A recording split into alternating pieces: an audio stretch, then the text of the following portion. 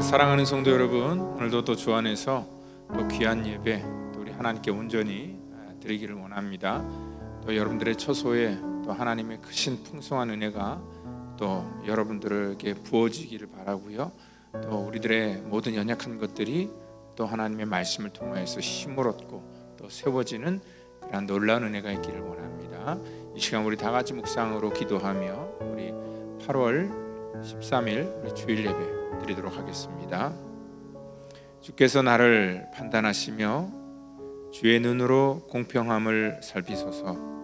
주께서 내 마음을 시험하시고 밤에 내게 오시어서 나를 감찰하셨으나 흠을 찾지 못하셨사오니 내가 결심하고 입으로 범죄하지 아니하리이다. 사람의 행사로 논하면 나는 주의 입술의 말씀에 따라 스스로 삼가서 포악한 자의 길을 가지 아니하였사오며 나의 걸음이 주의 길을 굳게 지키고 실족하지 아니하였나이다. 하나님이여 내게 응답하시겠으므로 내가 불렀사오니 내게 귀를 기울이시고 내 말을 들으소서.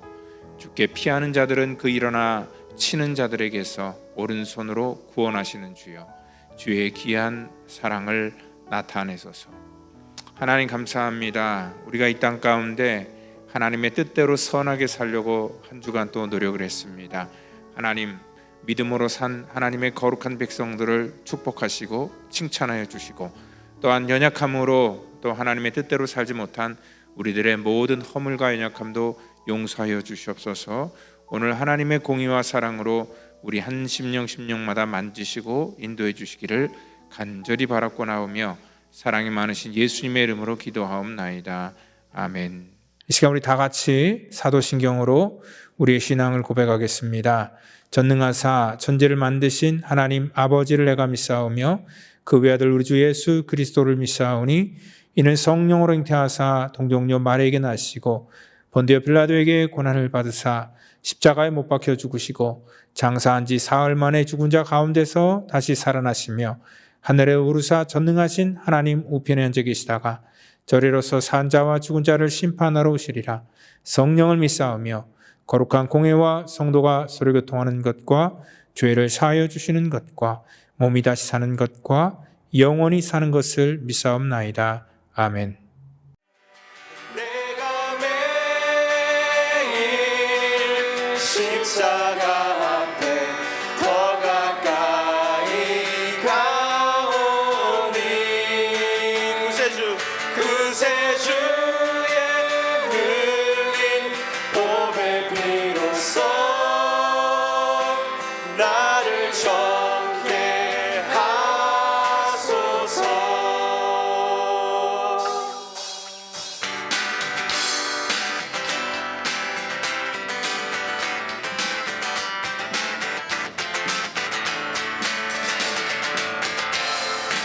다 같이 박수 치면서 찬양하겠습니다.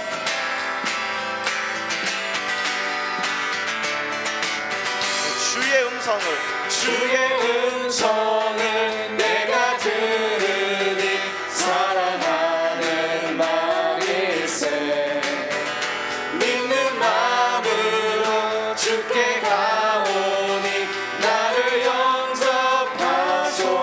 2절 부르겠습니다. 주여 넓으신 은혜 베푸사 나를 받아주시고 나의 품은 듯 주의 뜻같이 예배하여 주소서. 내가 매일 십자가 앞에 더 가까이 가오니 구세주의 흘린 보배 피로써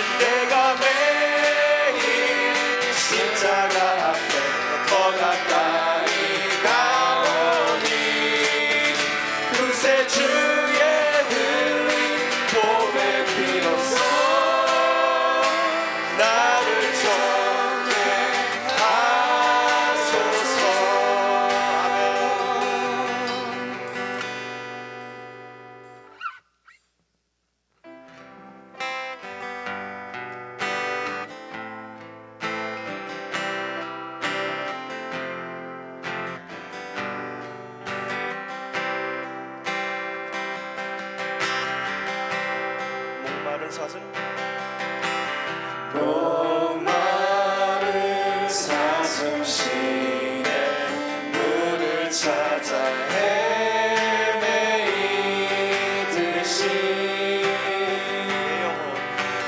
내 영혼 주를 찾기에 갈급하나이다. 다시 한번 목마른 사슴 목마른 사슴 시내 물을 찾아 헤매이듯이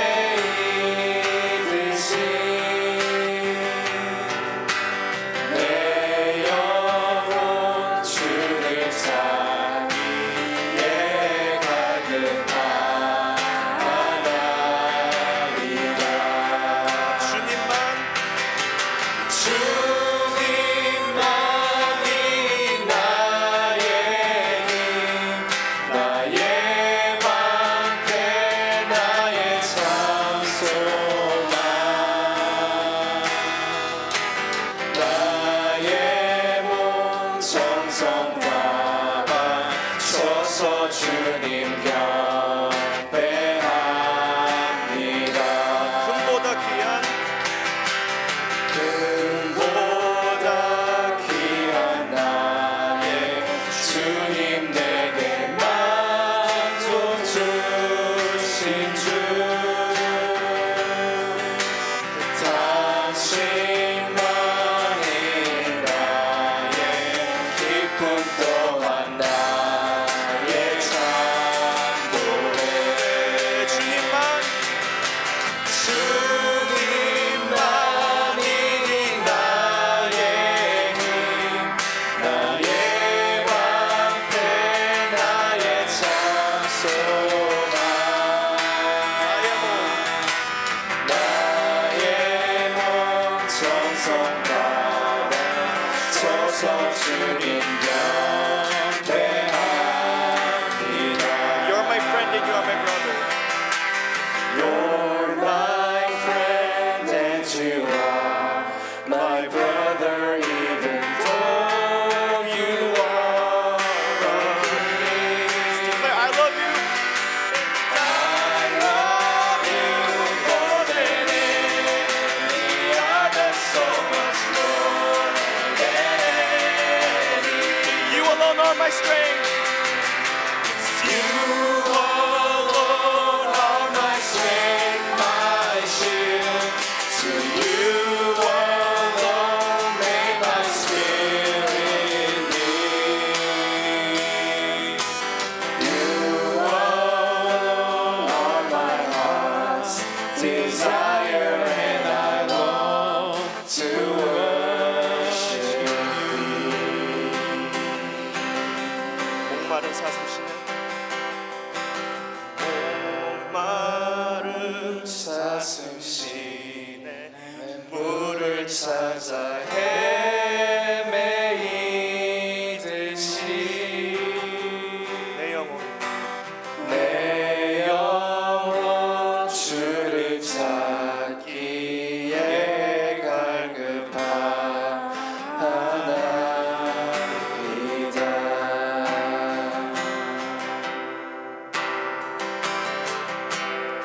주님의 보좌 앞에서 주님의 보좌 앞에서 간절히 기도합니다. 사랑의 제사장 예수, 날 위해 중보하시. 주님의 손과 주님의 손과 마음에 깊이 새겨진 내 이름, 영원한 주의 사랑은 아무도 끊을 수 없네. 아무도 끊을 수 아무도 끊을 수 없네. When Satan tempts When Satan tempts me to despair and tells me of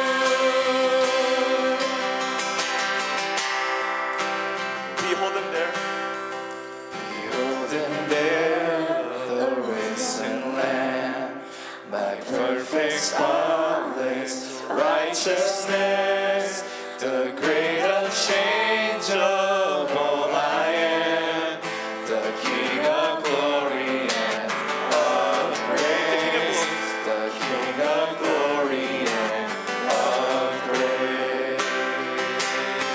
부활의 어린 양보라 아멘. 흠없이 의로우신 주, 변함이 없는 전능자, 영광의 왕, 영광과 은혜의 그 피로 대속했으니 주님과 함께 살겠네. 그 안에 생명 있으니 내 구주 되신 하나님, 내 구주 되신 하나님.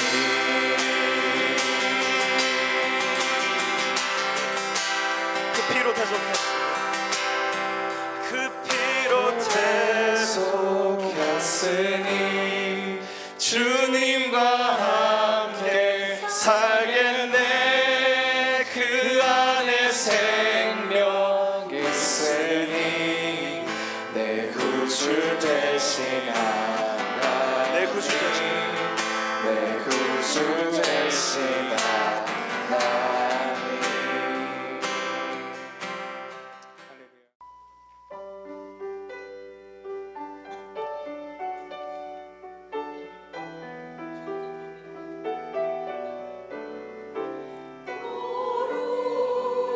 거룩하신 하나님 주께 감사드리세.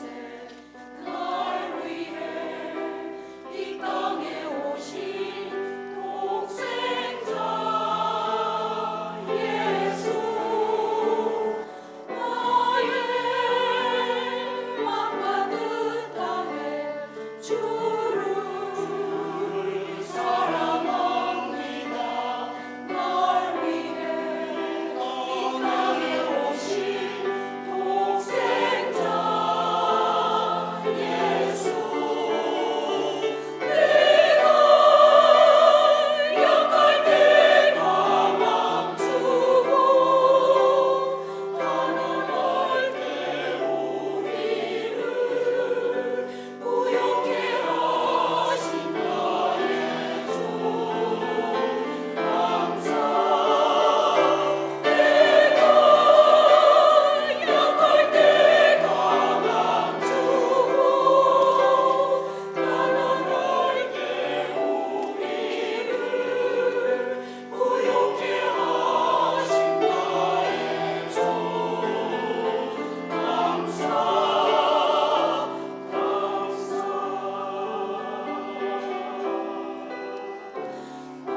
왕국의 근원 하나님,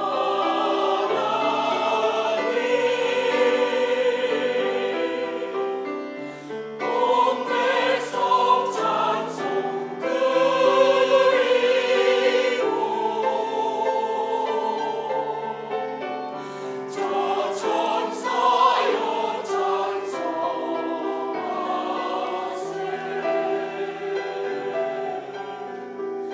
찬송 성부 성자 성령, 내가 약할 때가 멈추고 가난할 때 우리를 부욕해 하신 나의 주 감사.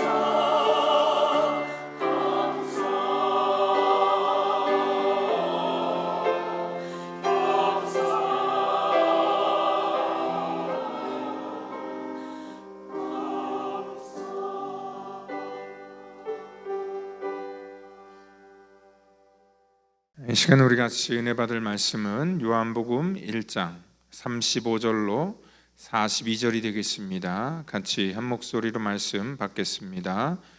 또 이튿날 요한이 자기 제자 중 두 사람과 함께 섰다가 예수께서 거니심을 보고 말하되 보라 하나님의 어린 양이로다. 두 제자가 그의 말을 듣고 예수를 따르거늘 예수께서 돌이켜 그 따르는 것을 보시고 물어 이르시되 무엇을 구하느냐 이르되 랍비여 어디 계시오니까 하니 랍비는 번역하면 선생이라. 예수께서 이르시되 와서 보라. 그러므로 그들이 가서 계신 데를 보고 그날 함께 거하니 때가 10시쯤 되었더라. 요한의 말을 듣고 예수를 따르는 두 사람 중 하나는 시몬 베드로의 형제 안드레라. 그가 먼저 자기의 형제 시몬을 찾아 말하되 우리가 메시아를 만났다 하고, 메시아는 번역하면 그리스도라. 데리고 예수께로 오니 예수께서 보시고 이르시되 내가 요한의 아들 시몬이니 장차 게바라 하리라 하시니라. 아멘. 이 시간은 우리 플랫폼과 같은 사람이라는 그런 제목을 가지고 우리 요한복음 강해 5번째 강해를 나누도록 하겠습니다. 이 플랫폼이라 하는 것은요, 우리가 기차나 아니면 버스, 터미널 그런 것들을 얘기합니다. 그러니까 사람들의 필요에 따라서 사람들의 목적에 이렇게 맞게끔 사람들을 모아 이게 흩어보내는 그러한 곳을 바로 이 플랫폼이라고 얘기를 하는 거지요. 근데 이것이 경제적으로도 쓰이게 됩니다. 이런 원리, 똑같은 원리를 사용하는 거죠. 그러니까 개인과 집단을 연결해주는 어떤 특별한 어떤 그 매개체, 광장을 의미하기도 합니다. 이러한 그 플랫폼은요, 사용자가 많아질수록 각종 그 콘텐츠와 서비스가 더 다양해지고 늘어나고요. 그래서 그 플랫폼의 효용성이 높아질수록 더 많은 사람들을 유입하게 되는 거지요. 그러니까 그 플랫폼이 좋은 건 뭐냐면 사람들이 많이 모이고 또 많이 관심을 가지면 그만큼 많은 그런 데이터가 쌓이게 되는 것이고요. 결국 그 데이터는 다른 분야로 이렇게 확장할 수 있는 그런 확장성을 가지게 된다는 것입니다. 그래서 이러한 기업들, 많은 우리 실생활 속에서 접할 수 있는 그러한 기업들 중에 대표적으로 이 구글 같은 그런 기업이 있습니다. 구글 같은 경우는 우리의 모든 그러한 이 생활에 필요한 정보들을 그 구글에서 얻습니다. 여러분들 날씨를 점검하거나 아니면은 또 여러분들이 살아가면서 어떤 그 이 길을 찾을 때 내비게이션, 구글 맵 같은 거를 많이 또 이용하시죠. 그리고 또 구글 포토, 또 뭐 번역 같은 경우도 구글로 많이 하게 되고, 또 그리고 여러분들의 어떤 정보 이런 것들을 얻는 그런 그 검색 창도 이 구글로 많이 우리가 얻게 됩니다. 이 모든 것들은 다 또 거의 대부분 무료로 얻게 됩니다. 그러니까 이 구글의 운영 방향은 이렇게 플랫폼과 같이 사람들을 연결해 줍니다. 많은 사람들이 들어와서 거기 데이터를 찾고 또 데이터를 집어넣음으로 말미암아 점점 규모가 확대돼서 나중에는 그 확장성을 가지고 그 광고료 기업들이 수많은 기업들이 그러한 그 기업의 광고를 하게 되는 것이죠. 이러한 글로벌 무대로 지금 많은 그러한 이 플랫폼 사업이 확장되고 있습니다. 뭐 인터넷망이 전 세계에 구축되어 있기 때문에 이러한 것들은 어떠한 특정한 지역에 제한받지도 않는 그러한 그 장점도 있다는 것입니다. 이 구글 말고도 또 여러분들이 뭐 숙박 같은 거를 공유하는 그러한 뭐 에어비앤비나 아니면 차량을 같이 공유하고 쓰는 우버나 리프트 같은 그런 그 기업들이 많이 있고요. 뿐만 아니라 사람과 사람을 또 연결해 주는 그런 그 페이스북, 지금 메타라고 하죠. 그러한 이 영향력 있는 그런 플랫폼들이 우리 주변에 굉장히 많이 이렇게 있습니다. 근데 이 기업도 이렇게 서로 연결을 하면서 어떤 그 매개체가 되어서 비즈니스를 하면서 확장해 나가는 것처럼 우리 인간의 관계도 연결을 만드는 그런 플랫폼과 같은 그런 역할이 필요하다는 것입니다. 그러니까 우리가 뭐 경험하듯이 미국에 살면은요, 이렇게 몇 다리만 거치면은 사실 다 이렇게 연결되어 있다는 것을 우리가 쉽게 공감할 수가 있습니다. 그러니까 사람과 사람과의 그런 연결이 나도 모르는 그런 상황 속에 다 이렇게 서로 관계되어 있다는 것을 그러한 것들을 통해서 우리가 깨닫게 된다는 것이죠. 이러한 그 연결 때문에 우리가 알게 모르게 여기 이 자리까지 올 수 있었습니다. 여러분들, 우리가 이 비즈니스화 시킨 플랫폼은 아니지만 그래도 우리 주변에는요, 이러한 이 플랫폼과 같은 역할을 하는 사람들이 분명히 있습니다. 그러한 사람들의 영향을 받아서 어떠한 새로운 만남이 우리 가운데 시작되고요, 또 어떠한 새로운 일들이 펼쳐지게 되는 것들을 볼 수 있습니다. 아마 여러분들이 교회에 처음 나오는 것도 어떠한 여러분들을 전도한 그런 매개자가 있기 때문에 여러분들이 이 자리에 나와서 예배를 드릴 수 있었던 것이고요. 그래서 저는 이 만남을 굉장히 중요하게 생각합니다. 이 만남은 플랫폼과 같은 것이고요. 그리고 어떠한 플랫폼을 우리가 찾느냐에 따라서 우리의 인생이 정말 생명의 길로 갈 수도 있고 사망의 길로 갈 수 있는 그런 중요한 역할을 하기 때문에 이 플랫폼은 굉장히 중요하다 생각을 합니다.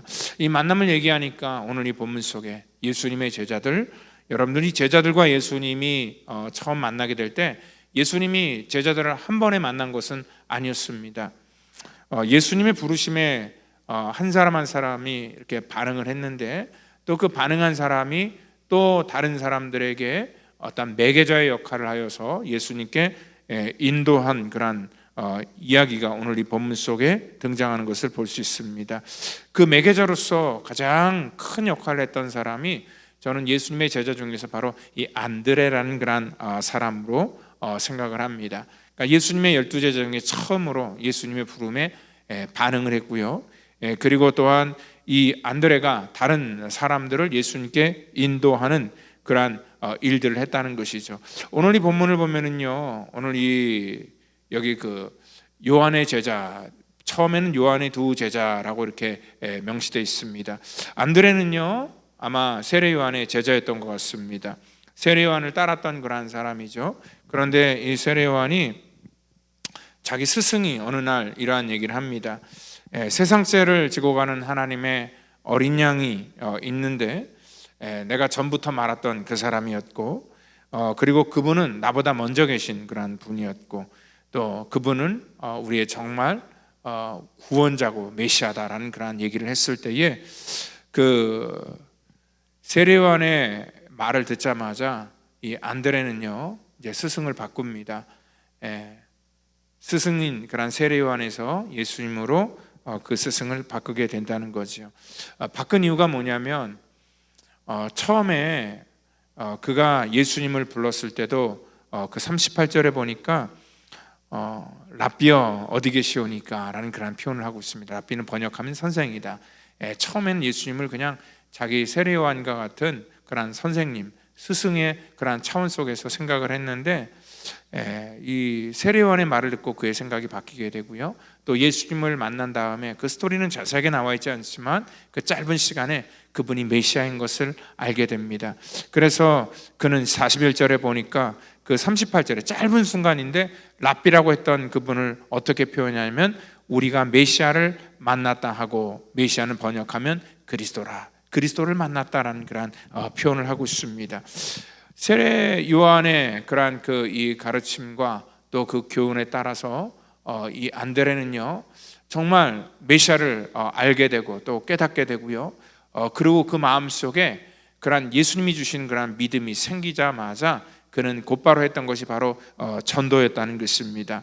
41절에 보니까 그가 먼저 자기 형제 시몬을 찾아가서 말하였다 합니다. 내가 메시아를 만났다. 그분이 바로 예수 그리스도다라고 이렇게 말하고 있습니다.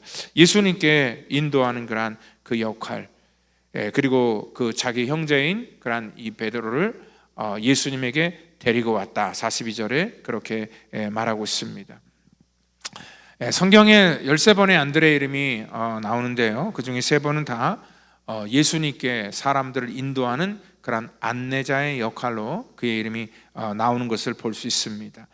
여러분, 그런데 한 가지 여기 그 안드레 입장에서 참 좀 기분 나쁜 그러한 이 단어 하나가 있습니다. 뭐냐면 그 안드레를 여기 이 요한이 말할 때 요한복음에서 40절에 보니까 그 따르는 요한의 말을 듣고 예수를 따르는 두 사람 중에 하나는 시몬 베드로의 형제 안드레다라고 이렇게 말하고 있습니다. 여러분들 그냥 안드레라고 얘기를 하면 되는데 거기 시몬 베드로의 형제 안드레라는 그런 이름으로 표현된다는 건 뭐냐면은 어떻게 보면은 안드레가 베드로를 전도한 그런 경우잖아요. 그러니까 어떻게 보면은 사실 이 안드레 입장에서는 자기가 전도한 사람, 그러니까 안드레의 형제 베드로다라고 하면 그게 당연하게 맞다고 생각하는데, 베드로의 형제 안드레라고 하는 것은 사실 어떻게 보면은 처음부터 기분 나쁘게 좀 등장할 수 있습니다. 그리고 또 한 가지 기분 나쁜 건 뭐냐면, 그 42절에 보니까 자기에게는 어떤 특별한 대우를 해주지 않았는데, 자기가 전도해서 데려간 그런 베드로는 예수님께서 게바라 하시고, 장차 이 게바가 어떻게 쓰입니까? 게바는 반석, 또 교회의 어떤 기초가 된다는 것이죠. 그 당시에는 이 말이 무슨 말인지를 몰랐지만, 나중에 그가 이러한 모든 사실을 다시 한번 되짚어서 생각해 볼 때 어떻게 보면 섭섭할 수 있는 그러한 그 상황이라는 것입니다. 사실 아무것도 모르는 자에게 자기가 먼저 믿어서 전도를 했는데, 그 사람을 더 특별하게 대우해 준다는 것은 어떻게 보면은 기분 나쁜 그러한 일들이라는 것이죠. 그리고 또한 예수님께서는요, 이 특별하게 생각했던 그러한 세 제자가 누구였냐면, 이 베드로와 야고보와 요한이라는 제자였습니다. 거기는 안드레가 빠져 있었습니다. 여러분들, 예수님께서 중요한 일 있을 때마다 늘 이 세 사람만, 이 베드로, 또 요한, 야고보, 이 세 사람만 데리고 가셨습니다. 회당장 야이로의 딸을 살릴 때도 그렇고요, 또 변화산에서 기도할 때, 그리고 마지막 겟세마네 동산에서 기도하실 때도 이 세 제자만 데려가시고 안드레를 제외시켰습니다. 사실 안드레는요, 많은 사람들을 전도하는 그러한 핵심적인 사람이었음에도 불구하고 자기가 거기 특별한 또 제자 중에서 특별한 그룹에 속하지 않았다는 것 자체가, 자기를 부르지 않았다는 자체가 굉장히 섭섭할 수도 있다는 것입니다. 그럼에도 불구하고 안드레가 뭐 섭섭했다, 또 그가 불평을 했다, 불만을 했다라는 그러한 기사는 없습니다. 우리가 사실 이러한 상황 속에서 여러분들, 뭐 저와 여러분 같았으면 조금 이 질투심이나 시기심이 생기지 않았을까요? 자기가 전도하고 또 자기가 먼저 제자가 됐는데, 우리는 항상 이런 그 기득권을 굉장히 중요하게 생각합니다. 그리고 기득권을 질서라고 생각합니다. 내가 먼저 교회 왔고, 또 내가 먼저 예수를 믿었고, 내가 먼저 그 사람을 알았고, 그런데 자기를 쏙 빼놓고 자기들끼리 어울릴 때 또 자기보다 나중에 온 사람을 또 앞세워서 그러한 사람을 리더로 세우고 또 그러한 사람에게 직분을 줄 때 우리 가운데 이런 섭섭함이 항상 있다는 거지요. 이거는 우리 교회 안에서 아주 비일비재하게 일어나는 그러한 일들입니다. 자기가 저 사람보다 먼저 왔는데 목사님이 그 사람을 더 신임을 하고 자기보다 먼저 직분을 주고 어떤 그 리더의 자리에 세울 때에 먼저 온 사람들의 입장에서 기분이 나쁘기 때문에 항상 이러한 것들을 우리는 고려할 수밖에 없다는 것이죠. 근데 안드레가 이러한 상황 속에도 그가 하나도 마음이 상하거나 흔들리지 않았던 것은 뭐냐면, 어떻게 보면 그 선생님이었던, 그 먼저 선생님이었던 그러한 그 세례 요한의 이 가르침을 그가 잘 받았기 때문에 그렇지 않을까라고 생각을 할 수 있습니다. 우리가 지난주 말씀했잖아요. 세례 요한은 그 시대의 어떤 메인 액터, 주연이 될 수 있었지만 그는 항상 자기의 본분을 알고요, 이러한 조연의 자리, 그러니까 서포팅 액터의 자리에 서서 예수님을 빛나게 하는 그러한 역할, 그래서 항상 겸손함으로 자기가 주어진 그러한 역할에 감사했던 그러한 사람이었기 때문에 그 스승의 가르침을 그대로 안드레도 받아서, 안드레도 자기의 본분을 알고 자기를 이렇게 먼저 세워주지 않은 것, 자기를 특별하게 불러주지 않은 것, 그러한 모든 것 속에도 전혀 흔들림이 없었다라고 생각을 할 수 있습니다. 심지어는 그 예수님은 흥하여야 되고 자기는 망해야 된다라는 그런 선생님의 말을 듣고도 그는 그 선생님이 흔들리지 않은 그러한 그 요소들을 잘 보면서 아마 이런 좋은 것들을 배우지 않았을까 생각합니다. 안드레는요, 그래서 그의 성품이 참 겸손하고 또 순종적이었다는 것을 우리가 알 수 있습니다. 안드레의 사역을 보면 항상 그의 감정을 드러내지 않습니다. 그는 굉장히, 그 이름 자체는 남자라는 이름이었지만 성품은 굉장히 온화했던 것 같습니다. 자기의 감정을 잘 드러내지 않아야지 앞에서 어떠한 일들을 이끌어가는 사람들이 마음껏 사역을 펼쳐나갈 수가 있다는 것이죠. 만약에 어떠한 일들을 하고 계획을 했는데 그 따르는 사람들이 그 사사건건 자기의 감정을 드러내고 또 불만이나 섭섭한 감정을 드러내면은요, 어떠한 그 일들을 진행해 나갈 수가 없습니다. 그 제자 중에서 만약에 안드레가 계속 불평을 했다면, 어떻게 자기 섭섭하다, 어떻게 자기를 알아주지 않고 자기 형제인 베드로나 다른 사람들을 더 먼저 세울 수가 있느냐, 뭐 그런 식으로 계속 불만을 했다면은요, 아마 이 안드레는 계속적으로 이 제자의 대열에 합류할 수 없었을 것입니다. 근데 많은 사람들이 이러한 일들 때문에 정말 신앙을 떠나게 되고요, 관계가 깨어지는 경우가 굉장히 많기 때문에 말씀을 드리는 것입니다. 신앙생활을 잘하는 것은 뭐냐면 자기의 감정을 잘 컨트롤하고 관리하는 것에 있다는 것이고요, 그것은 결국 또 우리의 인간관계도 연결된다는 것이죠. 오늘 안드레의 이름이 구체적으로 오늘 이렇게 나오는 그러한 곳이 요한복음에 3번 등장하게 되는데요, 그는 항상 이러한 등장할 때마다 사람과의 관계를 굉장히 잘했다라고 생각을 할 수 있습니다. 안드레는요, 특별히 오늘 여기 그 첫 번째 예수님이 메시아라는 그러한 사실을 그가 믿고 확인한 그러한 순간에 자기 형제인 베드로에게 찾아가 예수님께 인도를 합니다. 어떻게 보면 안드레는 최초의 가족 전도자다라고 이렇게 말할 수 있습니다. 여러분도 알다시피 전도 중에서 가장 힘든 게 뭐냐면 자기 가족을 전도하는 것입니다.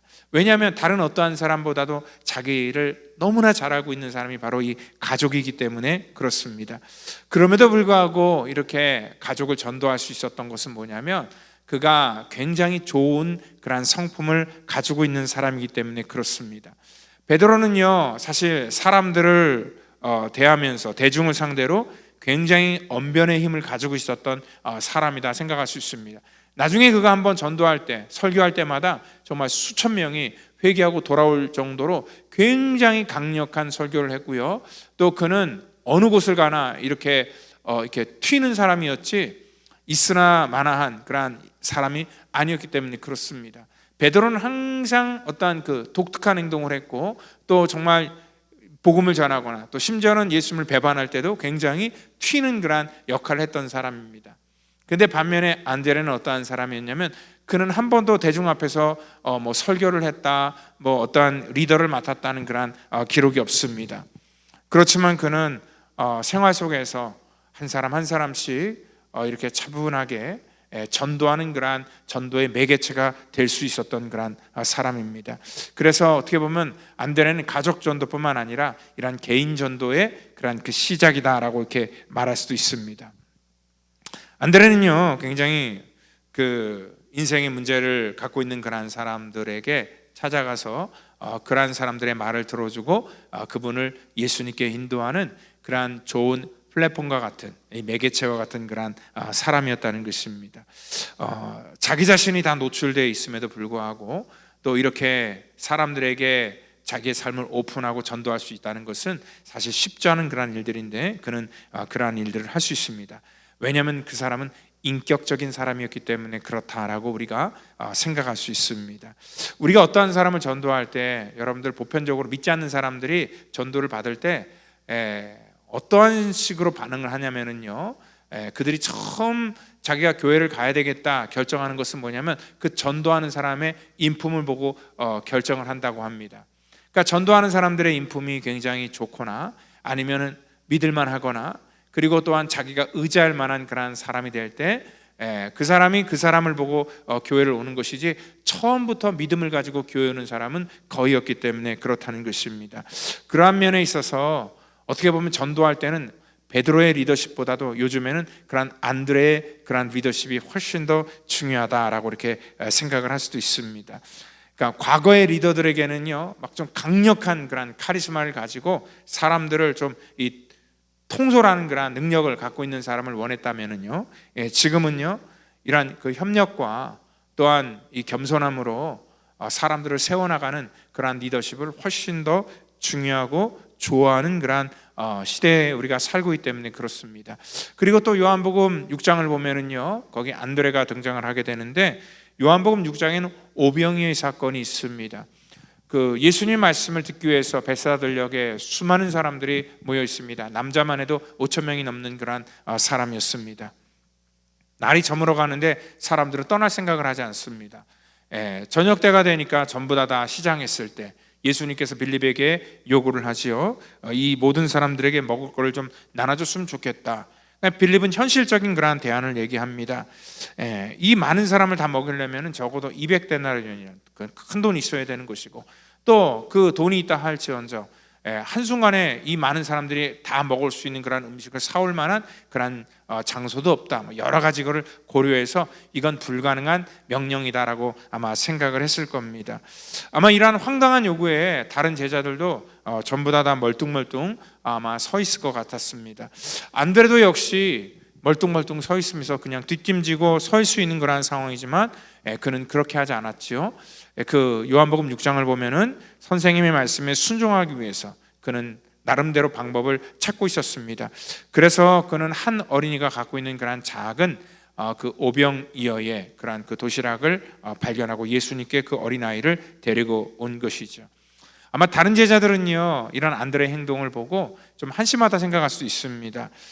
그것 가지고 뭐 하려냐, 좀 생각을 하며 살아라. 그것 가지고 아무것도 못한다. 아마 굉장히 하찮게 여길 수 있었다는 거지요. 그런데 안드레는 그러한 난감한 상황 속에서 어떻게 해야 되나 그는 고민만 하고 걱정만 하지 않았다는 것입니다. 그리고 그는 이 난감한 상황을 자기가 타개하기 위해서 작은 행동이라도 실천에 옮기는 그러한 결단을 했다는 것이죠. 그러니까 가능성을 찾아 나선 것입니다. 아마 어떠한 문제가 생길 때 많은 사람들이 이렇게 나눠지게 되죠. 어떠한 자기 손을 떠난 문제를 만날 때 그냥 걱정만 하는 사람이 있습니다. 그리고 또 어떠한 사람들은 사실 이것 아무런 우리가 노력해도 되지 않는다라는 그런 생각 속에서 그냥 무기력하게 손을 놓는 그런 사람도 있고요. 또 어떠한 사람들은 그러한 갈등을 유발시킨 그러한 요소를 찾아내서 굉장히 불평하고 원망하는 그러한 사람들도 있습니다. 그렇지만 이러한 상황 속에도 내 손을 떠난 문제이지만 이러한 상황을 어떻게 해결할 수 있을 것인가에 대해서 고민하고 또 그 방법을 찾기 위해서 노력하는 사람이 있다는 것입니다. 안드레는요 열심히 행동하면서 정말 끝까지 최선을 다하여 노력하는 그러한 성품을 가졌던 사람이다 생각을 할 수 있습니다. 그는 이 문제를 해결하기 위해서 정말 그 어린아이와 예수님과의 그러한 다리 역할을 하는 그러한 일들을 했다는 것이죠. 전도할 때도 마찬가지입니다. 어떠한 사람들을 전도할 때 우리 인생의 손을 떠난 문제로 고민하는 그러한 사람들을 찾을 때에 우리가 그러한 사람들을 방관하는 게 아니라 예수님께 인도할 수 있는 그러한 그 플랫폼의 역할, 다리의 역할을 또 매개자의 역할을 우리가 하셔야 된다는 것입니다. 오늘 바로 이러한 기적은요 우리 인간의 손을 떠난 문제로부터 시작되었다는 것입니다. 우리 인간이 노력해도 해결될 수 없는 그러한 문제였습니다. 그렇지만 우리 문제의 해결자가 되시고 우리를 구원하시는 그러한 이 온 세상을 창조하신 우리 하나님께 그 문제를 맡길 때에 그 문제를 통하여서 정말 우리가 하나님과 커넥팅이 되고요, 정말 그로 말미암아 우리 믿음이 시작되는 그런 경우가 굉장히 많기 때문에 그렇습니다. 내가 해결할 수 없는 문제를 만날지라도 우리는 그 문제를 가지고 그냥 고민하고 걱정만 하는 게 아니라 같이 걱정만 해주는 게 아니라 그 문제를 가지고 예수님께 그 사람을 데리고 나오는 그러한 이 매개자의 역할을 우리도 감당해야 된다는 것입니다. 그래서 우리는요 이 땅 가운데 하나님께서 원하시는 것은 순종밖에 없다는 것입니다.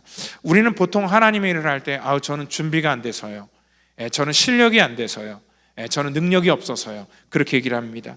그런데 하나님의 일들은요 어떻게 보면 우리의 능력과 우리의 자격을 보고 하나님의 일을 시키는 경우가 거의 없다는 것입니다.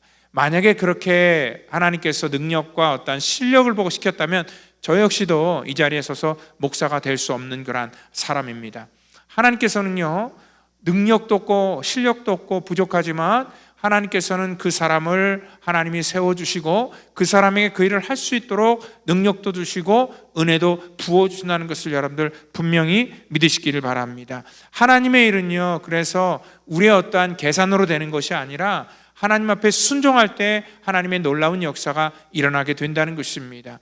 그 놀라운 역사는 내가 그 은혜를 경험한 사람이 바로 그 일들을 감당할 수 있는 그러한 그 매개자, 플랫폼의 역할을 우리가 감당할 수 있다는 것이죠. 오늘 구슬이 서말이어도 꾀어의 보배다라는 그런 속담이 있지요. 근데 우리가 이러한 그 속담을 통하여서 그 주제가 구슬이 메인 그러한 그 이 주제인 것처럼 생각을 하지만요 사실 저는요 이 보이지 않는 그러한 구슬을 이어주는 그러한 그 줄의 역할, 그게 굉장히 중요하다고 생각을 합니다. 그게 바로 이 플랫폼의 역할, 매개자의 역할이라고 생각을 합니다. 많은 그러한 귀한 구슬이 되기를 원합니다. 그렇지만 정작 그 많은 구슬이 있지만 그 구슬을 하나로 묶어줄 수 있는 그러한 역할을 하는 것은 바로 이 줄의 역할이기 때문에 그렇습니다.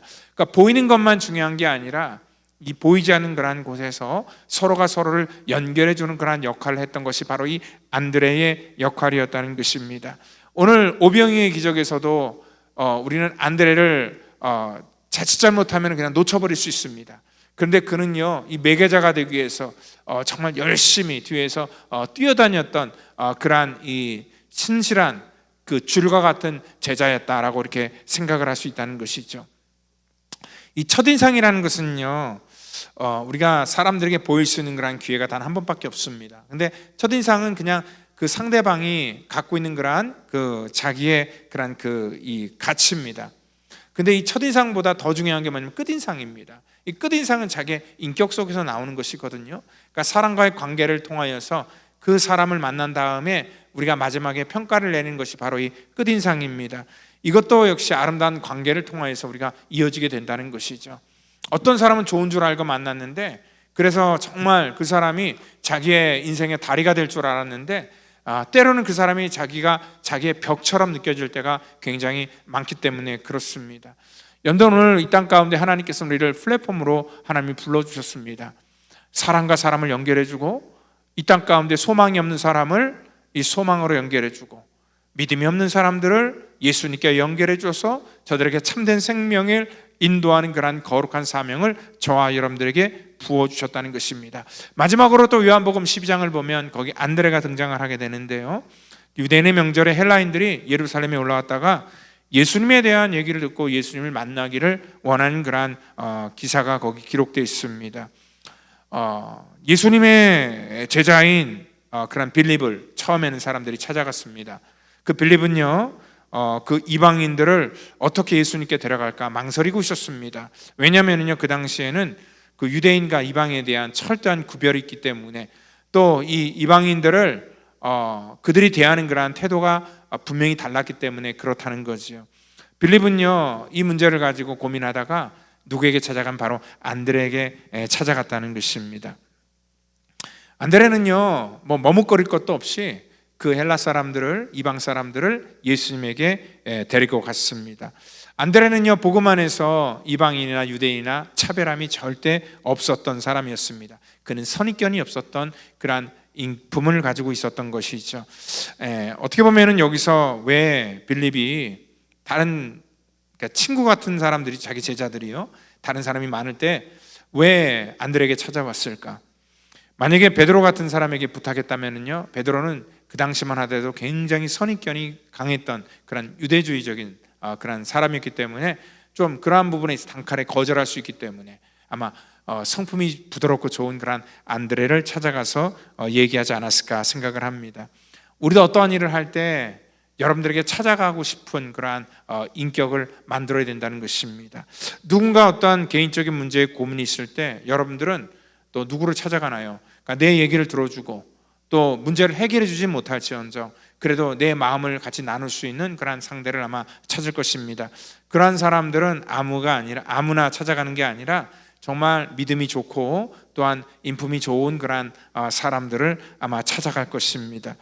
이 안드레는요, 평상시에 이렇게 좋은 인품을 가지고 있었기 때문에 이러한 매개자의 사명을 잘 감당할 수 있었다는 것입니다. 안드레는 주도적으로 어떠한 일들을 해서 자기의 능력을 보여준 그러한 일들은 없지만 그는 늘 이러한 기적의 현장 속에서 이러한 매개자, 플랫폼의 역할을 잘 감당했던 그러한 사람이었다는 것입니다. 교회는요, 사실 베드로와 같은 사람이 많으면 시끄럽습니다. 교회는요, 그래서 이 안드레 같은 사람이 더 많아야 됩니다. 조용히 자기의 역할을 잘 감당하면서 서로가 정말 서로 세워줄 수 있는 그러한 다리 역할을 하는 그러한 사람, 그리고 또한 이 통로로 쓰임받는다는 게 굉장히 중요한 것이죠. 이러한 다리 역할을 잘 감당하여야지 우리가 이 관계들이 굉장히 좋아지게 되고요, 또한 이러한 좋은 인격을 가지고 있어야지 사람들은 기댈 수 있는 그러한 자리가 생기게 된다는 것입니다.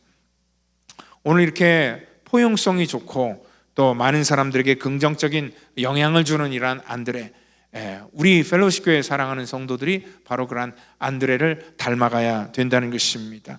우리 그리스도인들, 크리스찬이 된다는 것은 뭐냐면 자기만 잘 돼서는 절대 안 됩니다. 우리는 바로 다리의 역할을 우리가 잘 감당해야 됩니다. 이 땅에 살면서 서로 간의 관계가 틀어지고 가족 간의 관계, 또 정말 심지어는 이 자녀와 부모의 관계, 그리고 또 우리 형제들의 관계, 그리고 우리 교회 안의 성도의 관계, 이러한 모든 관계가 다 이렇게 흐트러지는 그러한 상황 속에서도 우리는 그러한 사람들의 관계를 서로 잘 연결해주는 그러한 그 매개자의 역할을 우리가 잘 감당하셔야 됩니다.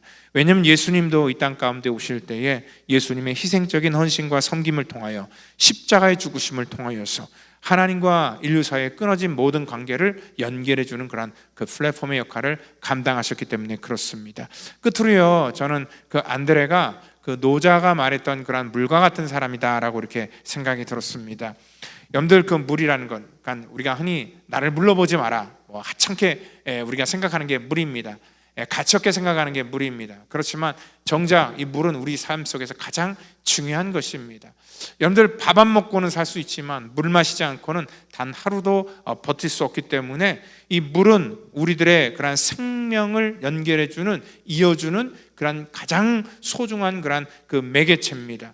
물은 사실 가치가 없다고 하지만 물처럼 중요한 게 없습니다. 절대적인 가치를 갖고 있으면서 절대로 자기가 이러한 절대적인 가치를 갖고 있지만 비싼 태를 내지 않는 그런 겸손한 것이 바로 이 물과 같은 존재입니다. 그리고 물은 늘 높은 곳에서 낮은 곳으로 흐르게 됩니다. 하천을 만나고 강으로 흘렀다가 바다로 흘러갑니다.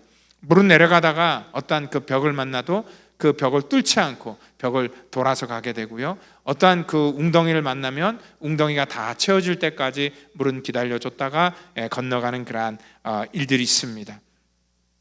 근데 물이 그냥 지나가는 게 아니라 물이 지나가는 곳은 반드시 생명이 있습니다. 우리 이 라스베가스 살면서 광야 같은 곳을 지나가다가도요, 나무가 이렇게 자라는 그런 지역을 보면 그 땅 밑에는 분명히 물이 흐르기 때문에 그런 나무가 자랄 수 있다는 것이죠. 그만큼 물은 모든 이 땅의 생명의 근원이 되는 그러한 존재입니다. 많은 것들을 수용하면서도 또 조화를 이뤄가면서 또한 참된 그러한 생명을 나타내는 게 바로 이 물과 같은 사람입니다. 물이 고이면 썩는다는 걸 알기 때문에 물은요, 자기 몸을 상황에 따라서 때로는 눈도 됐다가 비도 됐다가, 요즘 태풍이잖아요. 그러니까 태풍같이 거칠은 모습으로 나타나지만 결국 이것은 이 땅의 모든 것들을, 대기를 깨끗하게 만들고 순화하는 그러한 놀라운 역할을 감당하는 것. 우리가 매일매일 물이 있기 때문에 깨끗하게 우리를 닦을 수 있고, 또한 물 때문에 우리가 살 수 있는 그러한 이 정말 중요한 매개체가 되는 게 바로 이 물입니다. 안드레는 어떻게 보면 바로 이러한 사람이었습니다. 물과 같은 사람이었습니다. 정말 저와 여러분들도 이 땅 가운데 살아가면서 많은 사람들에게 생명의 근원을 공급해주는 그러한 귀중한 이 물과 같은, 그리고 또한 귀중한 플랫폼과 같은 그러한 사람이 되기를 예수님의 이름으로 축원드립니다. 기도하겠습니다. 하나님 감사합니다. 이 땅 가운데 우리가 살아가는 동안에 하나님, 우리가 이 안드레와 같이 하나님의 거룩한 나라와 이 땅 가운데 죽어가는 영혼들을 연결해주는 그러한 귀중한 매개체가 될 수 있도록 우리를 하나님께서 사용하여 주시기를 원합니다.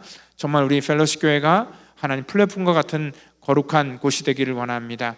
이 땅의 아버지, 이 수많은 영혼들을 주님께 연결하고 또 주님께 인도하는 그러한 복된 장소 되기를 원하오니 하나님께서 우리 교회도 구별하여 사용하여 주시옵소서. 모든 것 감사하며 사랑이 많으신 예수님의 이름으로 기도합니다. 아멘.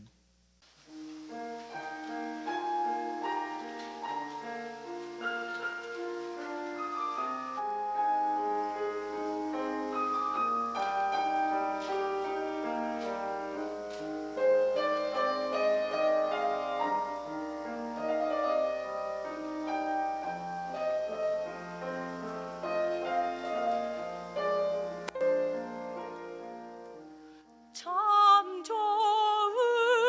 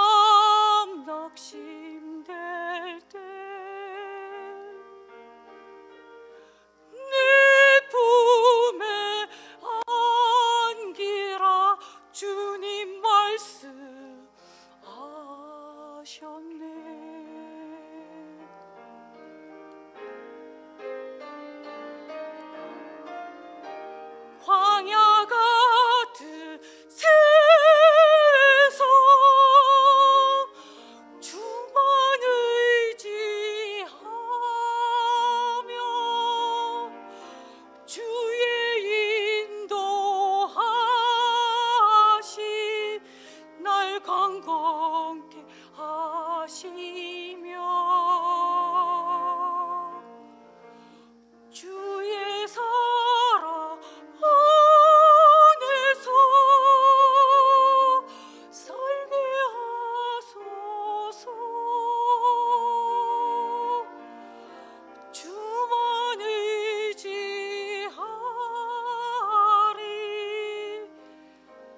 영원토록.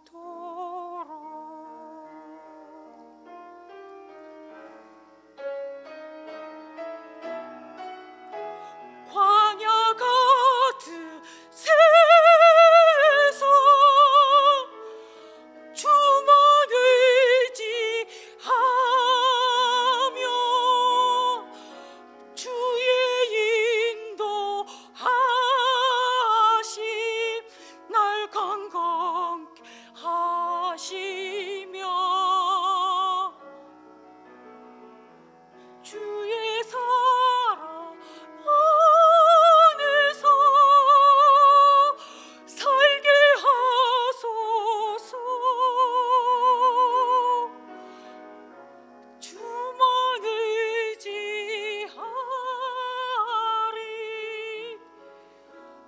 영원토록.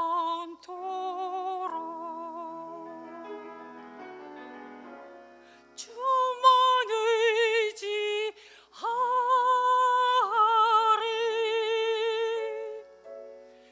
영원토록.